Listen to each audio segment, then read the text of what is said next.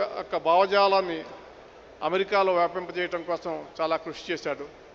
అదేవిధంగా అమరావతి రైతులు ఉద్యమం చేసినప్పుడు ఆయన ఎంతో ఆవేదనతో నా దగ్గరికి వచ్చి మనం ఏమీ చేయలేమా అని చెప్పేసి మరి వాళ్ళకి ఏదైనా సహాయం చేయాలనేటటువంటి కార్యక్రమం చేపట్టి ఇక్కడ ఉన్నటువంటి వాళ్ళ మూలాలని మర్చిపోకుండా రైతుల తరపున ఆయన అనేక రకాలుగా సహాయం అందించారు.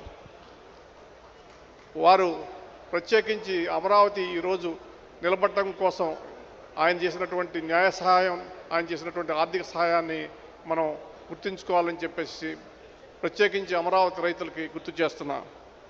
అంతేవిధంగా చంద్రబాబు నాయుడు గారిని మరి నిర్బంధించినప్పుడు ఆయన పెమ్మసాని చంద్రశేఖర్ గారు ఇద్దరు నా దగ్గరికి వచ్చారు. చాలా ఆవేదన చెందారు. ఏమండి మరి మనం ఏమి చేయలేమా, ఇది అక్రమ నిర్బంధం కదా అని.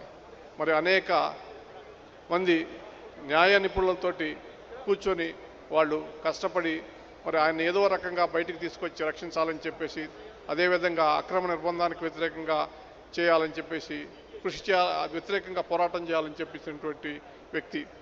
ఆయన తపన, బాధ మరి ఈ తెలుగు రాష్ట్రాలను పరిరక్షించుకోవాలని, తెలుగు ప్రజలకు సరైనటువంటి నాయకత్వం ఇప్పించాలనేటటువంటి కృషి. కాకపోతే పార్టీ ప్రత్యేకించి చంద్రబాబు నాయుడు గారు ఇటువంటి కార్యకర్తలను గుర్తించి పదవులు ఇస్తే ఇంకా పార్టీ బలపడుతుంది, మరి రాష్ట్రం అభివృద్ధి చెందుతుందని నేను భావిస్తున్నా. మరి ఇటువంటి కార్యకర్తలను గుర్తించాల్సినటువంటి అవసరం ఉందని చెప్పి కూడా నేను అనుకుంటున్నా.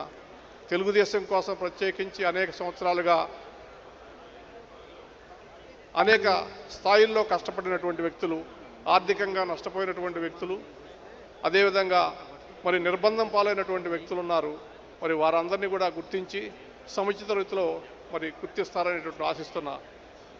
ఎందుకంటే మనం కష్టాల్లో ఉన్నప్పుడు సహాయపడినటువంటి వాడిని మనం గుర్తించి మళ్ళా మనం సహాయం చేయటం అనేటువంటిది మన నైజం, స్వభావం. అందుకనే నందమూరి తారక రామారావు గారు ఇన్ని సంవత్సరాలన్నా గతించి మనం అందరం ఆయన్ని గుర్తుపెట్టుకొని మరి అభిమానిస్తాం.